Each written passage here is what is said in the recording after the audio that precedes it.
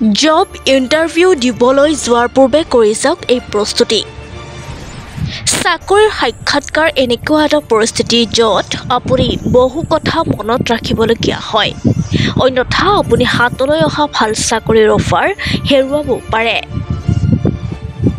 চৰকাৰী বা বেচৰকাৰী প্ৰায়বোৰ চাকৰিৰ ক্ষেত্ৰতেই আবেদনকাৰী প্ৰাৰ্থীয়ে মৌখিক সাক্ষাৎকাৰৰ মুখামুখি হ'বলগীয়া হয়।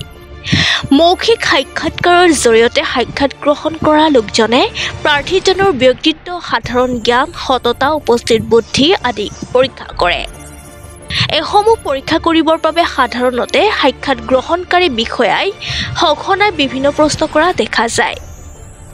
কিন্তু কিছু সময়ত ভয় বা অন্যান্য কাৰণত প্ৰাৰ্থীসকলে এই প্ৰশ্নসমূহৰ উত্তৰ ভালদৰে দিব নোৱাৰাৰ বাবে প্ৰাপ্য চাকৰিৰ পৰা বঞ্চিত হ'বলগীয়া হয়।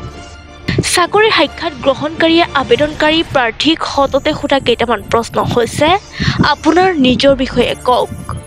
যদি সাক্ষাৎ গ্ৰহণকাৰীয়ে সাক্ষাৎকাৰৰ সময়ত কোনো প্ৰাৰ্থীক এই ধৰণৰ প্ৰশ্ন সুধিছে, তেন্তে ইয়াৰ অৰ্থ হ'ল তেওঁ আপোনাৰ বিষয়ে জানিব বিচাৰে। গতিকে উত্তৰত আপুনি আপোনাৰ বায়'ডাটাত নথকা কথা ক'বলৈ চেষ্টা কৰক। আপুনি এই চাকৰিটো কিয় বাছি ল'লে?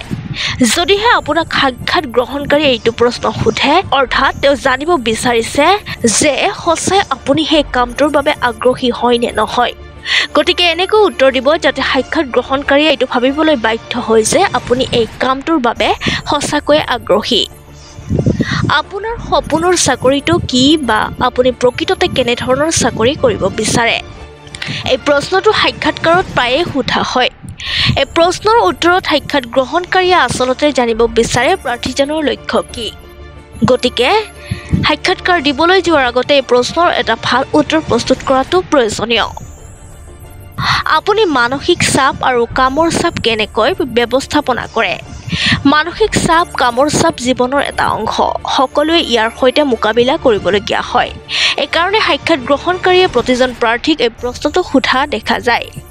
সাক্ষাৎ গ্ৰহণকাৰীয়ে আচলতে আপোনাৰ পৰা জানিব বিচাৰে চাপৰ মাজতো আপুনি কাম কৰিব পাৰে নে নোৱাৰে। আপুনি আমাৰ পৰা কিমান দৰমহা আশা কৰে? সাধাৰণতে এই প্ৰশ্নটো সাক্ষাৎকাৰৰ একেবাৰে শেষত সোধা হয়। প্ৰাৰ্থীৰ সাক্ষাৎকাৰ ভাল হ'লে এনে প্ৰশ্ন সোধে। এজন ফ্ৰেছাৰে এই কথাৰ উত্তৰ অতি সাৱধানে দিব লাগে আৰু যিসকল অভিজ্ঞতা হৈ আহিছে তেওঁলোকে যোগ্যতা অনুসৰি দৰমহাৰ বিষয়ে খোলাখুলিকৈ আলোচনা কৰিব পাৰে।